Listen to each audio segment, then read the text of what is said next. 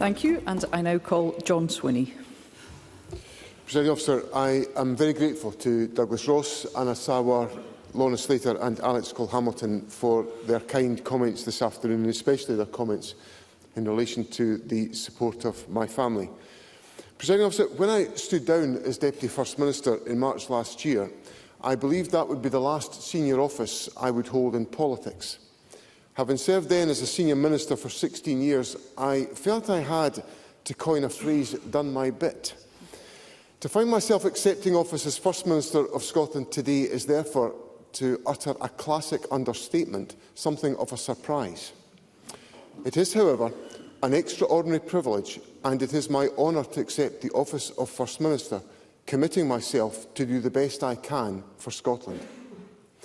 As I navigated my way through the media pack in the corridors of this Parliament last week, prior to announcing my candidacy for the SNP leadership, I tried to explain that I was taking my time to decide whether to stand, because I had to be certain it was a decision that was right for my family. For me, my answers to the media were not a stalling tactic or an evasive answer from an experienced politician. For me, it was the truth. Members will know that my wife Elizabeth has multiple sclerosis. She is indefatigable in trying to make sure that MS does not get in the way of her living life to the full. But much to her frustration, she does often have to rely on her husband for support and assistance. I could not just commit myself to become First Minister without being able to properly work out with my family how we would be able to manage as a family. We've talked that through, and we will manage. But I cannot let this moment pass without making clear to Elizabeth my profound eternal gratitude for the sacrifices she is prepared to make to enable her husband to serve our country as First Minister.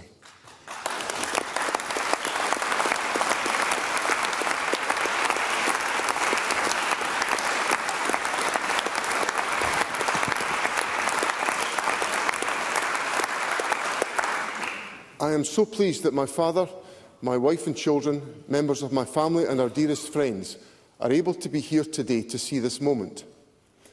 My only regret is that my beloved mother did not live long enough to see this day. As her parish minister wrote to me yesterday, your mum would have been quietly proud. My mother's love of literature and poetry, which rubbed off on her two sons, would have prompted her to find some words that would sum up this moment. Yesterday I was asked what would be the single most important policy objective for my government. I made it clear it would be the eradication of child poverty. So in searching for words to sum up this occasion, perhaps my mother would have chosen these words from one of Scotland's greatest poets, Hamish Henderson, who was born in Blairgowrie, in the very beating heart of my Perthshire North constituency. In his epic anthem, Freedom Come All Ye, which I heard Hamish Henderson sing from an open-top bus in the meadows of our great capital city during a rally that demanded the establishment of this very Parliament in the early 1990s. Hamish Henderson wrote, "So come all ye at hame with freedom, never heed what the hoodies croak for doom. In your house all the bairns of Adam can find breed, barley brie and painted room." If there was ever an anthem that railed against child poverty, those words from Hamish Henderson echo through the straths and streets of our diverse country as a call for us to act.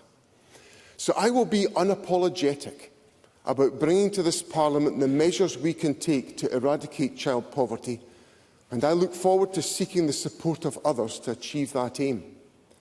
Because I recognise that's how it's going to have to work.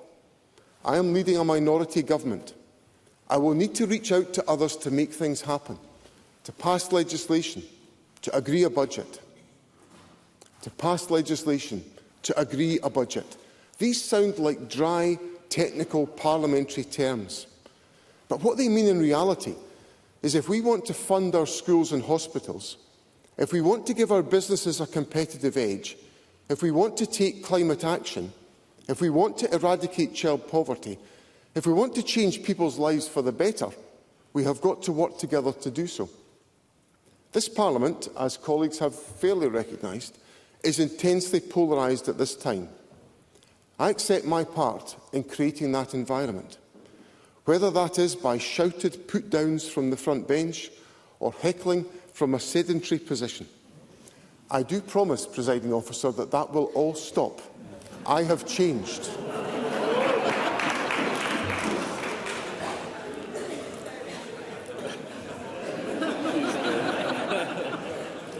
Perhaps time will tell on that one. This is not the collaborative place it has been in the past.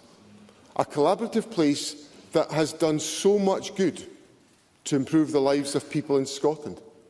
As the Parliament marks its 25-year anniversary, and as one of the relatively small group who have been here from the start, I reflect on the major developments that have taken place by collaborative work and agreement over that time. Major developments taken forward by the Labour and Liberal executive, such as the ban on smoking in public places, or minimum unit pricing by the SNP government, or the introduction of free bus travel for under-22s by the SNP Green partnership. I commit my government to working to create that agreement across the chamber. I hope there is space and the willingness for that to happen in the interests of the people who sent us here. Now, it is hardly a surprise to anyone in this chamber that I believe that this country could do more if we had the powers of a normal, independent nation. Others in this chamber take the opposite view. That is the essence of democracy. People free to hold and express and pursue different opinions. The question we face in this Parliament today, however, is a more practical one. Does our disagreement on the Constitution prevent us from working collaboratively within the existing powers of the Parliament to eradicate child poverty, build the economy, support jobs, address the cost of living crisis, improve the health service and tackle the climate crisis?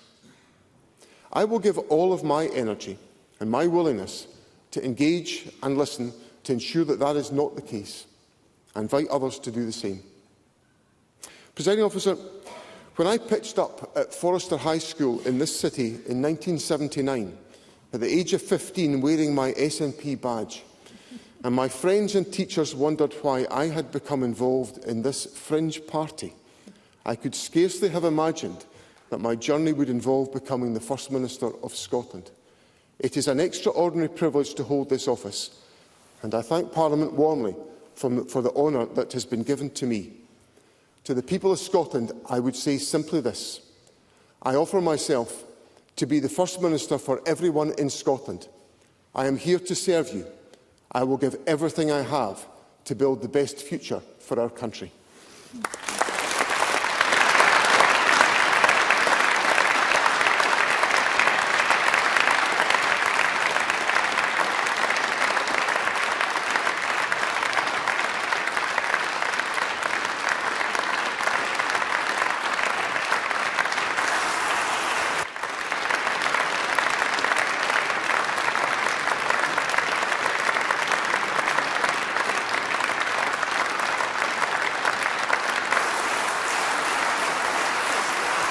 Thank you.